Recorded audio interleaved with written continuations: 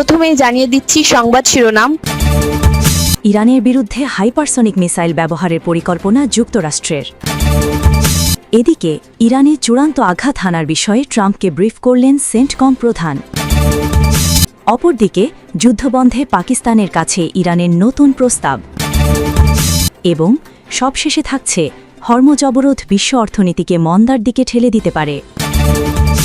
শুনছিলেন সংবাদ শিরোনাম, এখন বিস্তারিত। তার আগে ছোট্ট একটি আবেদন, যদি আপনি ন্যায় ও মানবতার পক্ষে থাকেন, লাইক দিন। বিশ্বে শান্তি দেখতে চাইলে কমেন্টসে লিখে জানান ট্রাম্পের পতন চাই। আর সাবস্ক্রাইব করুন আমাদের চ্যানেলটি, কারণ আমরা বলি সেই কথা যা অনেক মিডিয়া আড়াল করে। এখন চলুন বিস্তারিত দেখা যাক।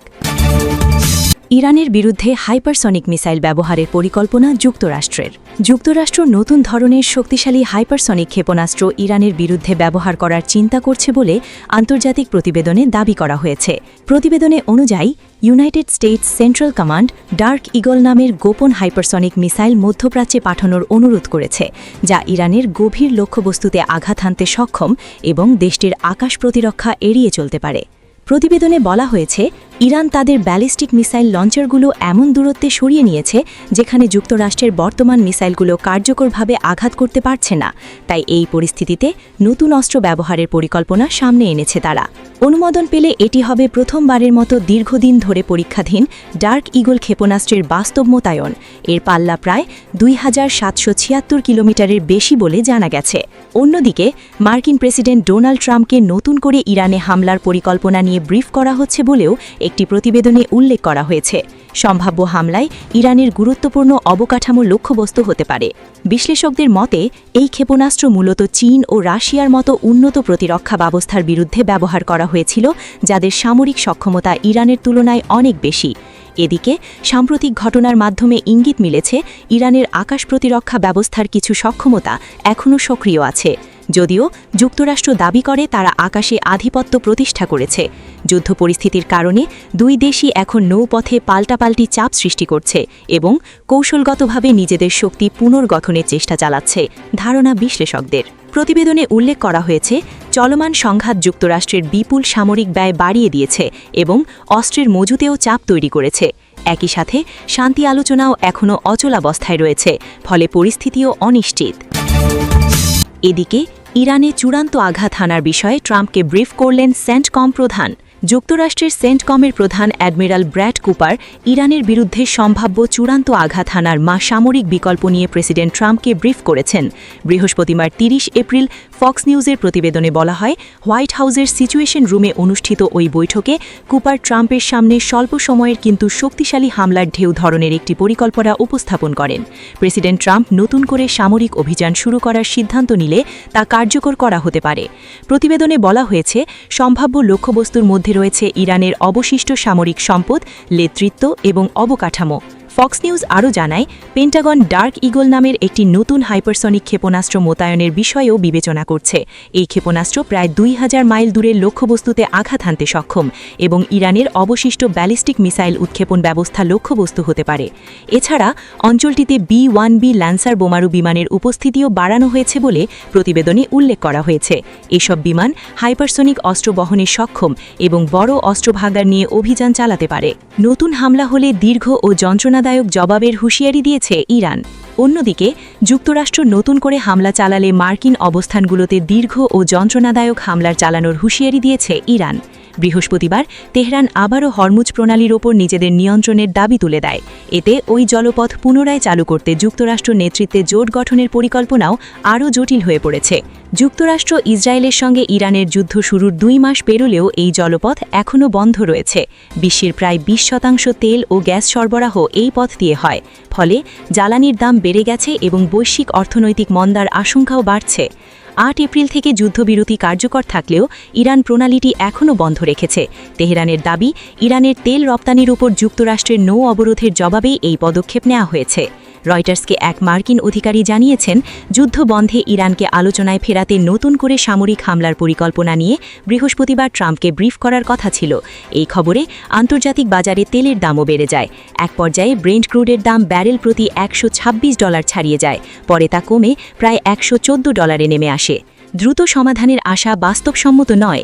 ইরান ইরানের পররাষ্ট্র মন্ত্রণালয়ের মুখপাত্র ইসমাইল বাগাই বৃহস্পতিবার বলেন, যুক্তরাষ্ট্রের সাথে আলোচনায় দ্রুত ফল আসবে এমন আশা করা বাস্তবসম্মত নয়। তিনি রাষ্ট্রীয় সংবাদ সংস্থা ইরনাকে বলেন, যেই মধ্যস্থতাকারীই থাকুক না কেন, এত অল্প সময়ে ফল পাওয়া সম্ভব বলে আমি মনে করি না। এদিকে বৃহস্পতিবার রাতে তেহরানের কিছু এলাকায় বিমান প্রতিরক্ষা ব্যবস্থা সক্রিয় হওয়ার শব্দ শোনা গেছে বলে জানিয়েছে আর্ধা সরকারি মেহর নিউজ এজেন্সি। তাসনিম নিউজ জানায়, ছোট ড্রোন ও নজরদারি চালানো মানববিহীন উড়োজাহাজ প্রতিহত করতে আকাশ প্রতিরক্ষা ব্যবস্থা সক্রিয় করা হয়। একই দিন সংযুক্ত আরব আমিরাত তাদের নাগরিকদের ইরান, লেবানন ও ইরাকে ভ্রমণ নিষিদ্ধ ঘোষণা করেছে এবং ওই দেশগুলো অবস্থানরত নাগরিকদের দ্রুত ফিরে আসার আহ্বান জানিয়েছে আবুধাবি। বৃহস্পতিবার সাংবাদিকদের ট্রাম্প বলেন, ইরানকে কখনোই পরমাণু অস্ত্র অর্জন করতে দেওয়া হবে না। পাশাপাশি যুদ্ধ শেষ হলে জ্বালানির দাম পাথরের মতো নিচে নেমে যাবে বলেও মন্তব্য করেন তিনি। মানবাধিকার লঙ্ঘনের অভিযোগ পুনরাবৃত্ত করলেও ট্রাম্প বলেন, যুক্তরাষ্ট্রে অনুষ্ঠিত আসন্ন ফুটবল বিশ্বকাপে ইরানের অংশগ্রহণ নিয়ে তার আপত্তি নেই। ফিফা সভাপতি জিয়ান্নি ইনফান্তিনো আগেই নিশ্চিত করেছেন ইরান টুর্নামেন্টে অংশ নেবে। অপরদিকে যুদ্ধবন্ধে পাকিস্তানের কাছে ইরানের নতুন প্রস্তাব। মধ্যপ্রাচ্যে চলমান যুদ্ধ পরিস্থিতি শান্ত করতে নতুন একটি সংশোধিত প্রস্তাব পাঠিয়েছে ইরান। মধ্যস্থতাকারী দেশ পাকিস্তানের মাধ্যমে এই প্রস্তাব পৌঁছে দেওয়া হয়েছে বলে আজ শুক্রবার জানিয়েছেন এক ইরানি কূটনৈতিক। তিনি জানান, বৃহস্পতিবার ৩০ এপ্রিল এই প্রস্তাবটি পাকিস্তানের কাছে হস্তান্তর করা হয়েছে। এক আন্তর্জাতিক সংবাদ মাধ্যমকে তিনি আরও বলেন, নতুন প্রস্তাবটি নিয়ে এখনও বিস্তারিত কিছু প্রকাশ করা হয়নি, তবে এটি আলোচনার অংশ হিসেবে বিবেচিত হচ্ছে। এদিকে যুক্তরাষ্ট্রের প্রেসিডেন্ট ডোনাল্ড ট্রাম্প ইরানের আগের প্রস্তাব প্রত্যাখ্যান করেছিলেন এবং নতুন প্রস্তাবের অপেক্ষায় ছিলেন বলে জানা গেছে। এর আগে ইরান যে প্রস্তাব দিয়েছিল সেখানে প্রথমে যুদ্ধবিরতি এবং পরে পারমাণবিক কার্যক্রম নিয়ে আলোচনার কথা বলা হয়েছিল, তবে যুক্তরাষ্ট্রের মত ছিল যুদ্ধ চলাকালীন সময়েই পারমাণবিক ইস্যু নিয়ে চুক্তি করতে হবে। নতুন সংশোধিত প্রস্তাবের বিষয়বস্তু এখনও প্রকাশ করা হয়নি। এর আগে ২৮ ফেব্রুয়ারি ইরানে যৌথ হামলা চালায় যুক্তরাষ্ট্র ও ইসরায়েল। এরপর টানা সংঘাত ও পাল্টা হামলায় মধ্যপ্রাচ্যে উত্তেজনা ছড়িয়ে পড়ে। পরে পাকিস্তানের মধ্যস্থতায় যুদ্ধবিরতিতে সম্মত হয় দুই পক্ষ, যা এখনও কার্যকর রয়েছে। তবে যুক্তরাষ্ট্র ও ইসরায়েল হুঁশিয়ারি দিয়েছে, আলোচনা ব্যর্থ হলে আবারও ইরানে হামলা চালানো হতে পারে। এবং সবশেষে থাকছে, হরমুজ অবরোধ বিশ্ব অর্থনীতিকে মন্দার দিকে ঠেলে দিতে পারে। জাতিসংঘের মহাসচিব অ্যান্টোনিও গুতেরেস সতর্ক করে বলেছেন, হরমুজ প্রণালীর ক্রমবর্ধমান সংকট বিশ্বজুড়ে কোটি কোটি মানুষকে দারিদ্র্যের মুখে ঠেলে দিতে পারে, বাড়িয়ে দিতে পারে ক্ষুধা এবং এমনকি বৈশ্বিক অর্থনীতিকে মন্দার দিকে নিয়ে যেতে পারে। বৃহস্পতিবার সাংবাদিকদের সাথে আলাপ করার সময় তিনি বলেন, এই গুরুত্বপূর্ণ জলপথ কার্যত বন্ধ হয়ে যাওয়ায় বিশ্ব অর্থনীতি শ্বাসরুদ্ধ হয়ে যাচ্ছে। গুতেরেস বলেন, হরমুজ প্রণালী একটি অত্যন্ত গুরুত্বপূর্ণ চোক পয়েন্ট, যেখানে অবাধ নৌ চলাচলে বাধা সৃষ্টি হওয়ায় তেল, গ্যাস, সার সহ বিভিন্ন জরুরি পণ্য সরবরাহ মারাত্মকভাবে ব্যাহত হচ্ছে। তিনি সতর্ক করেন, এখনই যদি জাহাজ চলাচল ও ব্যবসার উপর সব বিধিনিষেধ তুলে নেওয়া হয়, তবুও সরবরাহ শৃঙ্খল স্বাভাবিক হতে কয়েক মাস সময় লাগবে। এর ফলে অর্থনৈতিক উৎপাদন কম থাকবে এবং মুদ্রাস্ফীতি বাড়তেই থাকবে। গুতেরেস ৩টি সম্ভাব্য পরিস্থিতির কথা তুলে ধরেন। তার মতে, সবচেয়ে ভালো পরিস্থিতিতেও বৈশ্বিক প্রবৃদ্ধি ৩.৪% থেকে কমে ৩.১% নামবে, মুদ্রাস্ফীতি বেড়ে দাঁড়াবে ৪.৪% এবং আন্তর্জাতিক বাণিজ্য সংযোগভাবে ধর হয়ে যাবে। তিনি আরও বলেন, যদি ইরানের হামলা ও হুমকি এবং যুক্তরাষ্ট্রীয় সদর মিড বে বর্ষ পর্যন্ত চলতে থাকে, তবে পরিস্থিতি আরও খারাপ হবে। সেক্ষেত্রে প্রায় ৩,২০,০০,০০০ মানুষ নতুন করে দারিদ্র্যের পড়বে, আরও ৪০,৫০,০০,০০০ মানুষ চরম খাদ্য সংকটে পড়বে। সারের সংকট ও ফসল উৎপাদন কমে যাওয়ার কারণে বহু ডেভেলপমেন্ট অগ্রগতি মুহূর্তেই পিছিয়ে যেতে পারে। সবচেয়ে খারাপ পরিস্থিতিতে যদি বছরের শেষ পর্যন্ত বড় ধরনের বিঘ্ন অব্যাহত থাকে, তবে বিশ্ব অর্থনীতি মন্দার মুখে পড়বে, যার প্রভাব পড়বে মানুষের জীবনযাত্রা, অর্থনীতি এবং রাজনৈতিক ও সামাজিক স্থিতিশীলতার উপর।